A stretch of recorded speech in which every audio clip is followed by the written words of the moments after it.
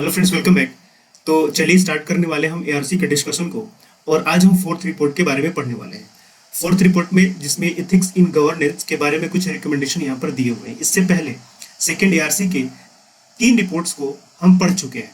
ठीक है, तो एथिक्स एंड गवर्नेंस ये एक बहुत ही इंपॉर्टेंट रिपोर्ट है जो आपको सेकेंड पेपर में और यहाँ तक कि आपको फोर्थ पेपर में ये दोनों में काम आ सकता है। यहाँ तक कि आपके एसे में भी ये काम आ सकता है। ठीक है, तो जेएस का आपका second paper, fourth paper and in the sense फिर आपको ऐसे में भी ये काम देखने को मिल सकता है। ठीक है, तो ethics in governance second ARC fourth report के बारे में यहाँ पर देखते हैं। कुछ रिकमेंडेशन है, करीब 33 रिकमेंडेशन यहाँ पर दिए गए हैं। ओके, तो एक एक वाइज करके सबको देखते हैं। सबसे पहला टॉपिक यहाँ पर आता है रिकमेंडेशन में, एथिक्स एंड पॉलिटिक्स। इसमें पॉलिटिकल फंडिंग की बात की जाती है। तो रिपोर्ट में कहा गया है कि यहाँ पर एक पार्शियल स्टेट फंडिंग की व्यवस्था होनी चाहिए, जिसमें पार्शियल का मतलब ये हुआ कि कुछ हिस्सा यहाँ पर पॉलिटिकल पार्टीज अपने तरफ से देंगी और कुछ हिस्सा यहाँ पर गवर्नमेंट वो अपने तरफ से देंगी। ठीक है, तो यहाँ पर पार्शियल स्टेट फंडिंग की व्यवस्था होगी।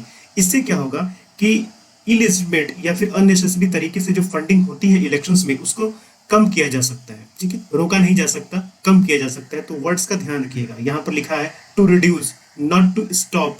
इसको आप कंप्लीटली स्टॉप कर पाए, ये अपने आप में एक आइडियल कंडीशन है। ठीक है, तो वर्ड्स को ध्यान से रखिएगा। रिड्यूस करना यहाँ पर लिखा गया है। अभी इलेक्ट्रोल फंडिंग है, आपको पता है। तो इलेक्ट्रोल फंडिंग जो होती है आपको इलेक्ट्रोल बॉन्ड के थ्रू, उसमें ये कहा गया है कि आप 2000 से ज़्यादा कैश में आप नहीं दे सकते। लेकिन इससे क्या फर्क पड़ता है, एक ही आदमी बार बार 2000 रुपये कैश देगा, वो कई बार दे सकता है। अनलिमिटेड टाइम्स ऐसा कुछ उसमें लिखा नहीं गया है। तो बातें वही है कि जिनको फंडिंग चाहिए वो भी एक पॉलिटिकल पार्टी ही है, जो भी सरकार में है वो भी एक पॉलिटिकल पार्टी है। तो वो अपने तरीके से वो इस तरीके का रूल नहीं बनाते हैं जो उनके लिए प्रॉब्लम खड़ी करे। ठीक है, चलिए नेक्स्ट देखते हैं tightening of anti defection law. यहाँ पर कहा गया कि जो डिस्क्वालिफिकेशन का मामला होता है मेंबर्स का, वो मामला जाना चाहिए प्रेसिडेंट और गवर्नर के pass on advice of election commission. Election commission ऐसे डिस्क्वालिफिकेशन के मामलों को क्या करेगा, प्रेसिडेंट और गवर्नर के पास उसे भेजना चाहिए and then president governor will decide. Okay, तो अभी आपको कमेंट में ये बताना है कि फिलहाल डिस्क्वालिफिकेशन के जो मामले होते हैं मेंबर्स के, जैसे पार्लियामेंट मेंबर्स हो गए, उनके डिस्क्वालिफिकेशन के मामले कौन देखता है, कौन डिसीजन लेता है, आप ये कमेंट में बताइएगा। ठीक है, नेक्स्ट टॉपिक देखते हैं। अगेन डिस्क्वालिफिकेशन आया, तो यहाँ पर कहा गया कि जो आरपीए एक्ट है 1951 यानी कि रिप्रेजेंटेशन ऑफ पीपल एक्ट 1951, इसके सेक्शन 8 को अमेंड किया जाना चाहिए।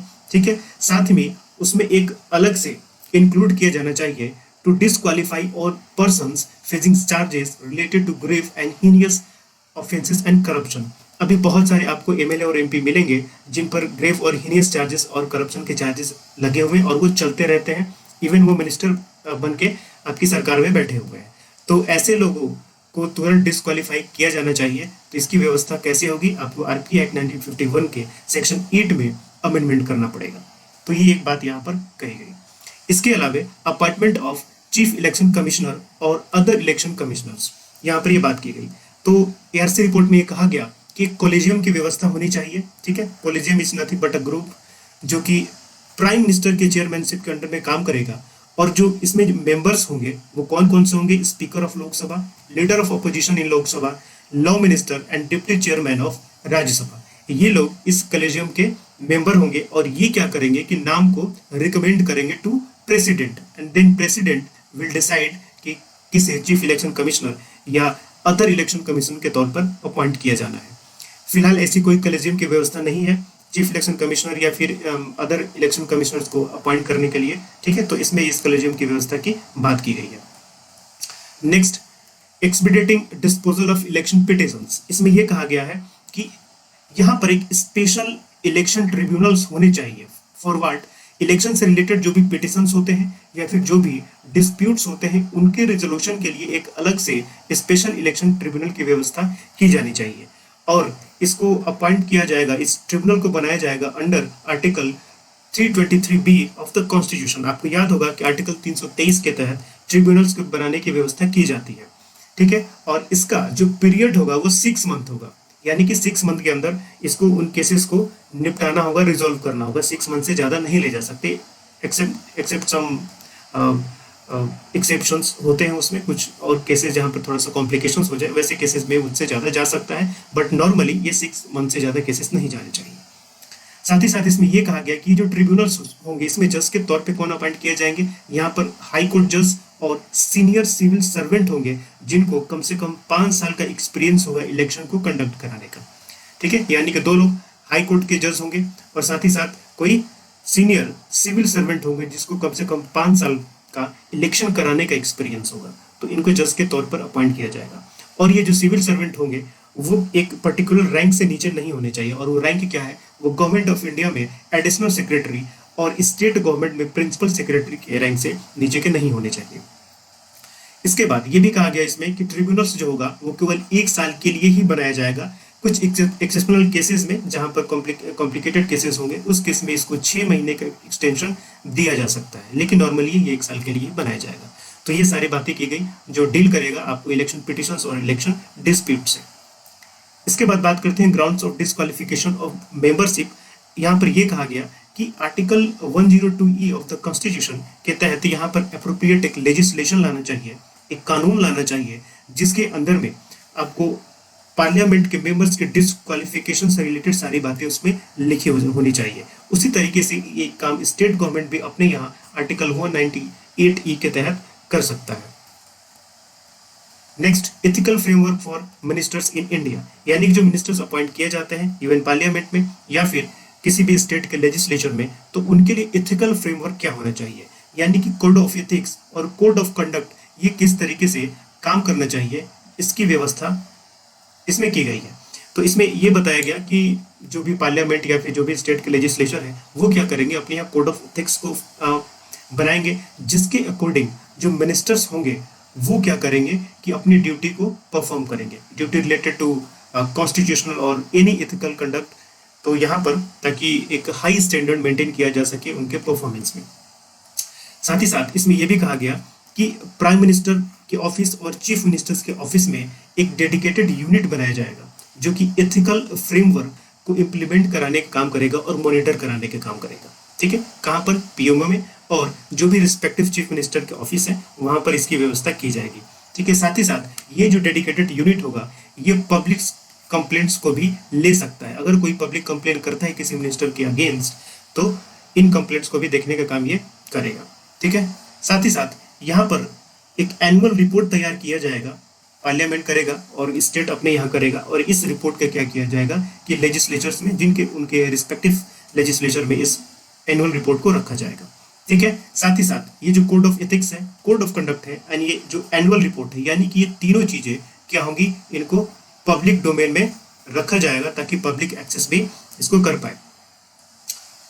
नेक्स्ट की बात करते हैं पॉइंट की, एथिकल फ्रेमवर्क फॉर लेजिस्लेचर्स। तो यहाँ पर यह कहा गया कि पार्लियामेंट के हर हाउस में एक एथिक्स कमिश्नर होना चाहिए। वैसे आपको पता है कि जो पार्लियामेंट का जो भी हाउस है उसमें एक एथिकल कमेटी होती है, कमेटी ऑफ एथिक्स होती है, जो वहाँ के मेंबर्स जो होते हैं उनको किस तरीके से बिहेवियर क्या होना चाहिए, क्या बोलना चाहिए, कंडक्ट उनका एक्शन किस तरीके से होना चाहिए, सारा देखने का काम करती है। तो लेकिन इसमें यह भी कहा गया कि एक हर हाउस में आपको एक एथिकल कमिश्नर की व्यवस्था करनी होगी। ये एथिकल कमिश्नर क्या करेगा, स्पीकर या चेयरमैन के अंडर में काम करेगा। साथ ही साथ ये जो कमेटी होती है ऑन एथिक्स हर हाउस में, उनको भी असिस्ट करने का काम करेगा। अगर किसी मेंबर को एडवाइस चाहिए तो उसको एडवाइस भी देने का ये काम करेगा। साथ ही साथ रिकॉर्ड को भी मेंटेन करने का काम करेगा एथिक्स से रिलेटेड हाउस में। ठीक है, नेक्स्ट बात करते हैं topic code of ethics for civil servant. तो सिविल सर्वेंट्स के लिए किस तरीके का होना चाहिए, तो यहाँ पर यह कहा गया कि code of ethics and code of conduct, इनमें जो चीज भी आनी चाहिए उन सबको कॉम्प्रिहेंसिवली कवर किया जाएगा। यानी कि कोड ऑफ एथिक्स में क्या होगा, कोड ऑफ कंडक्ट में क्या होगा, किस तरीके से बिहेवियर करना है इनको, किस तरीके से एक्शन करना है इनको, किस तरीके से अपना काम करना है, ये सारी चीजें इसमें लिखी होंगी। ठीक है, साथ ही साथ इसमें यह भी कहा गया कि कोई भी सर्विंग ऑफिशियल यानी कि जो अभी ड्यूटी कर रहा है वो किसी भी पब्लिक अंडरटेकिंग के बोर्ड में उनको नहीं रखा जा सकता। हो सकता है यहाँ पर कन्फ्लिक्ट ऑफ इंटरेस्ट देखने को मिले साथ, लेकिन ये प्रोविजन किस पे लागू नहीं होगा, जो नॉन प्रॉफिट पब्लिक इंस्टीट्यूशन है या एडवाइजरी बॉडी है ये वहां पर लागू नहीं होगा। इसके अलावा फाइटिंग करप्शन, इसके लिए कुछ लीगल फ्रेमवर्क की भी बात की गई। तो एआरसी रिपोर्ट में ये कहा गया कि कुछ पॉइंट्स यहाँ पर बताए गए और कहा गया है कि इन पॉइंट्स को प्रिवेंशन ऑफ करप्शन एक्ट के तहत इंक्लूड किया जाना चाहिए ताकि करप्शन कम हो। तो वो पॉइंट्स हैं क्या?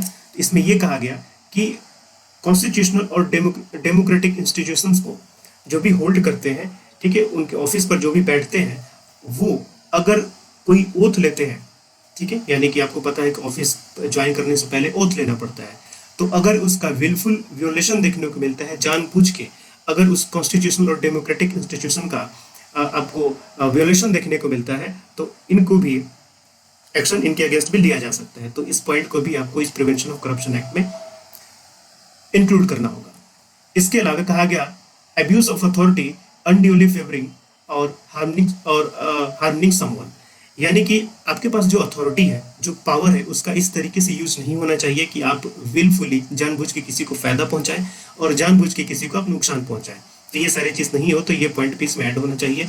ऑब्स्ट्रक्शन ऑफ जस्टिस, जस्टिस को में डिले होना या फिर नहीं मिलना, ओके, स्क्वांडरिंग पब्लिक मनी का गलत तरीके से यूज करना यानी कि मिस यूज। साथ ही साथ इसमें यह भी कहा गया कि प्रिवेंशन ऑफ करप्शन एक्ट के सेक्शन 7 में अमेंडमेंट होना चाहिए और वहां पर एक वर्ड इंक्लूड होना चाहिए, कॉलेसिव bribery.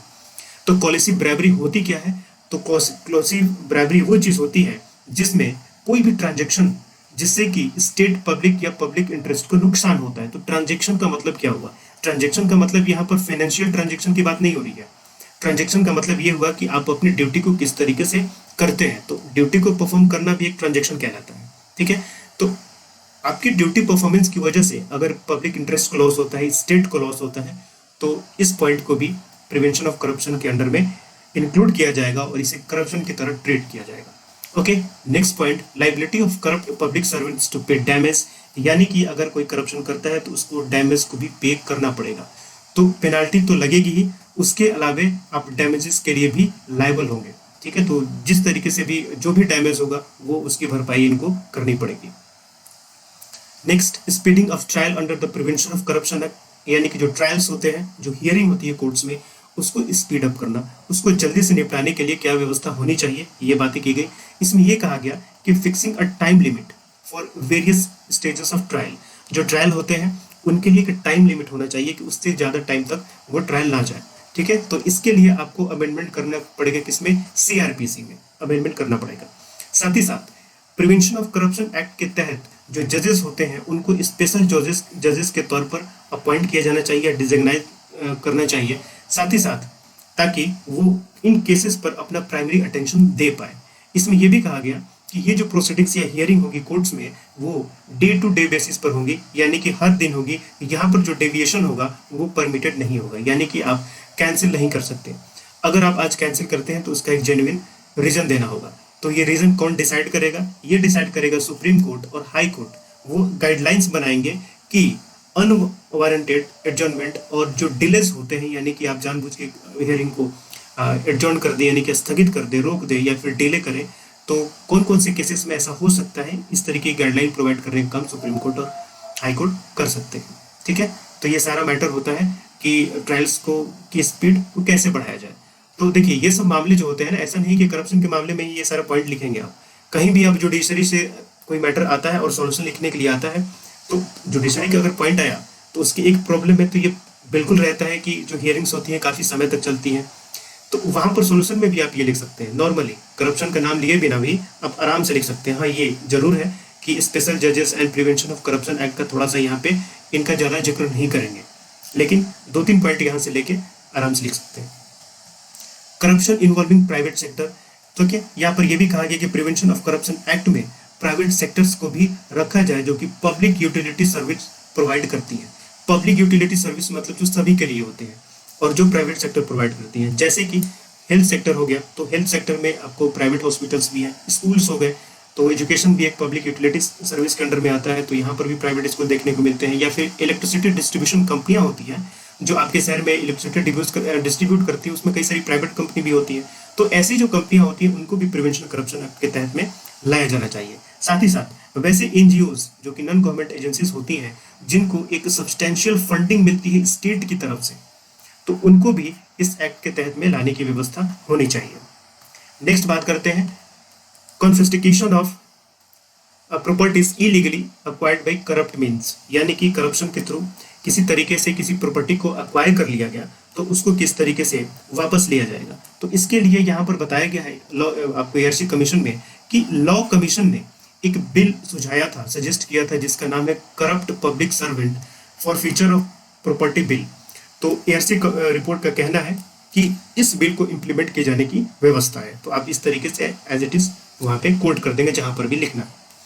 Next, serious economic offences, पैसे लेकर लोग भाग जाते हैं, बैंक में कभी घोटाले हो जाते हैं, करप्शन हो जाते हैं, तो ऐसे जो केसेस होते हैं किस तरीके से डील करना चाहिए।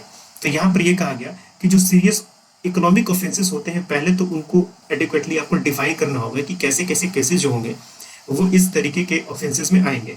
साथ ही साथ यहाँ पर यह भी कहा गया कि सीरियस फ्रॉड मॉनिटरिंग कमेटी बनाई जानी चाहिए जो कि कैबिनेट सेक्रेटरी के अंडर में काम करेगी। ठीक है, इसका बहुत सारे मेंबर होंगे, तो मेंबर्स के नाम यहाँ पर लिखे गए हैं एंड एटीसी उसके बाद लिखा गया है। तो ये आपके लिए इंपॉर्टेंट नहीं है मेंबर्स का नाम लिखना, बस इतना याद रखिएगा कि सीरियस फ्रॉड मॉनिटरिंग कमेटी की व्यवस्था होनी चाहिए जो कि कैबिनेट सेक्रेटरी के अंडर में काम करेगा। ठीक है, साथ ही साथ अब ये जो क्या करेगा, ये जो कमेटी है, ये कमेटी क्या करेगी, जो लोकायुक्त होते हैं उनको ये रिपोर्ट देगी अगर कोई इस तरीके का ऑफेंस होता है तो, और उसके बाद लोकायुक्त के डायरेक्शंस के अकॉर्डिंग ये कमेटी देन काम करेगी। साथ ही साथ में ये भी कहा गया कि अगर किसी पर इस तरीके के चार्जेस लगते हैं तो उस एक्यूज्ड की ये जिम्मेदारी होगी कि वो अपने आप को इनोसेंट प्रूफ करे, यानी कि प्रूफ बर्डन वाला जो हिस्सा है ये एक्यूज्ड पर जाएगा। ये एक्यूज्ड की रिस्पॉन्सिबिलिटी होगी कि वो अपने आप को इनोसेंट प्रूव करे कि उस पर चार्जेस जो लगाए वो गलत है। ठीक है, next, immunity enjoyed bye legislatures. आपको पता है कि जो लेजिस्लेचर्स होते हैं, पार्लियामेंट के मेंबर होंगे, आपको स्टेट लेजिस्लेचर के मेंबर होंगे, उनको कुछ इम्यूनिटी मिलती है, प्रिविलेजेस मिलते हैं।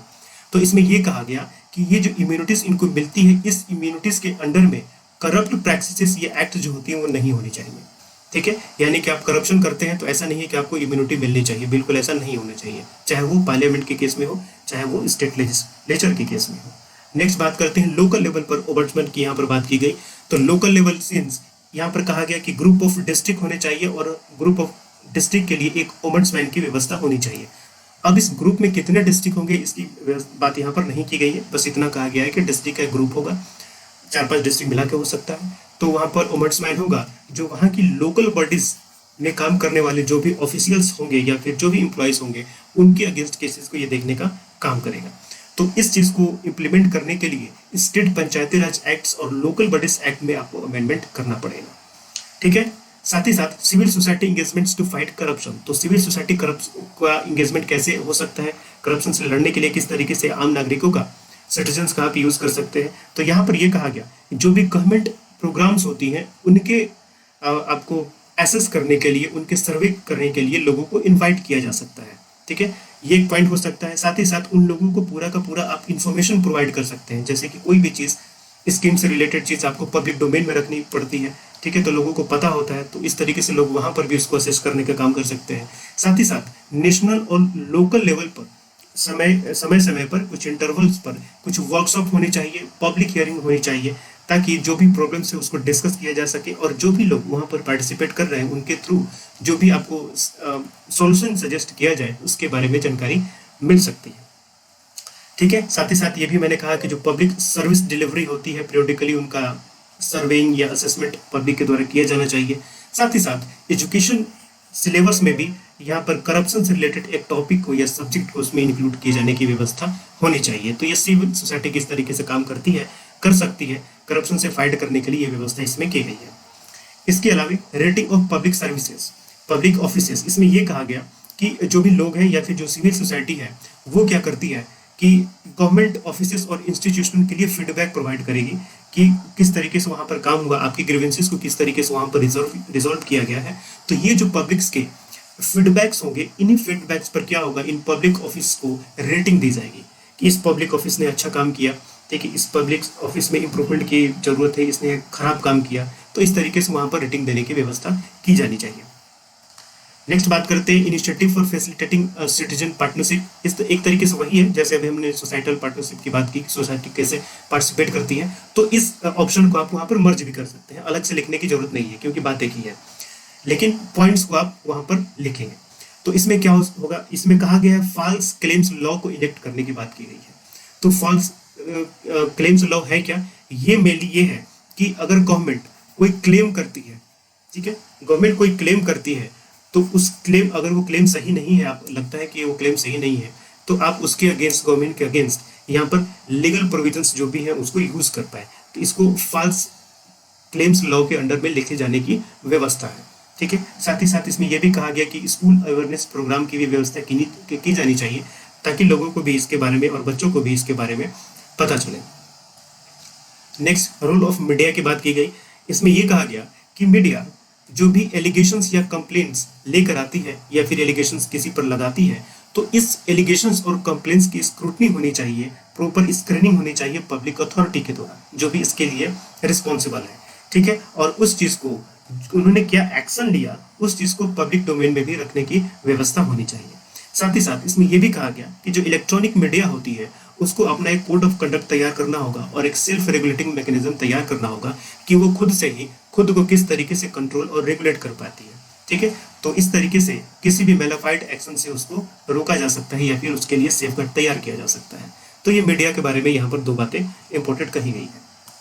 इसके बाद बिल्डिंग सोसाइटल कंसेंसस, इसको भी आप उसके साथ मर्ज कर सकते हैं सोशल वाले में, ठीक है। इसके बाद next point, way to reduce corruption. तो इसमें कुछ बातें यहाँ पर कही गई हैं, तो इसको भी आप मर्ज कर सकते हैं। अभी मैंने पहले भी देखा था करप्शन को किस तरीके से रिड्यूस कर सकते हैं, वहां पर भी था। एआरसी रिपोर्ट में इनको अलग अलग पॉइंट्स में लिखा गया है, लेकिन आप एग्जाम में चाहे तो उन्हीं पॉइंट्स को मर्ज करके इनके सब पॉइंट्स को वहां पे ऐड कर दीजिएगा। तो यहाँ पर यह कहा गया कि जितने भी मिनिस्ट्री और डिपार्टमेंट है, तो मिनिस्ट्री जैसे कि नेशनल और स्टेट लेवल पर, डिपार्टमेंट नेशनल, स्टेट और लोकल लेवल पर भी होते हैं। तो ये जितनी मिनिस्ट्री और डिपार्टमेंट होती हैं, उनको कुछ ऐसे एरियाज को आइडेंटिफाई करना होगा जिस एरिया में मोनोपोली देखने को मिल सकती है, क्योंकि ये मोनोपोली क्या होती है, ये कंपटीशन को हमेशा हर्ट करने का काम करती है। तो ऐसे एरिया को आइडेंटिफाई कीजिए। साथ ही साथ यहाँ पर यह भी कहा गया कि कुछ सेंट्रली स्पॉन्सर्ड स्कीम्स को रीस्ट्रक्चर किए जाने की व्यवस्था है, जिसके तहत स्टेट्स को कुछ इंसेंटिव्स प्रोवाइड किया जाए। तो इससे क्या हो सकता है कि आप सर्विस डिलीवरी में कंपटीशन को प्रमोट कर सकते हैं। साथ ही साथ इसमें यह भी कहा गया कि डिसीजन मेकिंग में जो डिस्क्रिशन का यूज होता है उसको भी एलिमिनेट किए जाने की व्यवस्था है। कुछ अथॉरिटीज या ऑफिसर्स होते हैं जो अकेले डिसीजन लेते हैं, तो यहाँ पर ये क्या कहा गया कि जो इंपॉर्टेंट मैटर्स होते हैं उन पर डिसीजन मेकिंग की व्यवस्था किसी कमिटी के द्वारा होनी चाहिए। कोई इंडिविजुअल नहीं ऑथराइज होना चाहिए इस तरीके का डिसीजन लेने के लिए, क्योंकि इंडिविजुअल अगर डिसीजन लेता है तो हो सकता है पार्शियलिटी में आके कॉन्फ्लिक्ट ऑफ इंटरेस्ट देखने को मिल सकता है, कई सारी चीजें देखने को मिल सकता है। तो अगर कमेटी इस तरीके का डिसीजन लेती है इंडिविजुअल की जगह पे, तो वो ज्यादा बेहतर सोल्यूशन हो सकता है, ठीक है। तो ये सारी बातें इसमें की गई। साथ ही साथ इसमें यह भी कहा गया सिंप्लीफाइंग ट्रांजेक्शन। अगेन यहाँ पर मैं कहूँगा ट्रांजेक्शन मतलब duties, okay, not financial transaction. तो यहाँ पर यह भी कहा गया कि जो ड्यूटीज है या फिर जो प्रोसीजर्स होते हैं काम को करने के लिए, उनको भी सिंप्लीफाई करने की व्यवस्था है। साथ ही साथ यहाँ पर रिवार्ड और इंसेंटिव्स की भी व्यवस्था की जानी चाहिए कि कौन जो अच्छा काम करे आप उसको इंसेंटिवाइज करें या फिर उसको रिवॉर्ड करें। यूजिंग इंफॉर्मेशन टेक्नोलॉजी, जो भी मिनिस्ट्री डिपार्टमेंट ऑर्गेनाइजेशन है उनको आईटी का यूज करना चाहिए to improve governance. For example, अगर एग्जाम्पल देना हो तो बहुत सारे हैं, जैसे कि परिवहन.com है,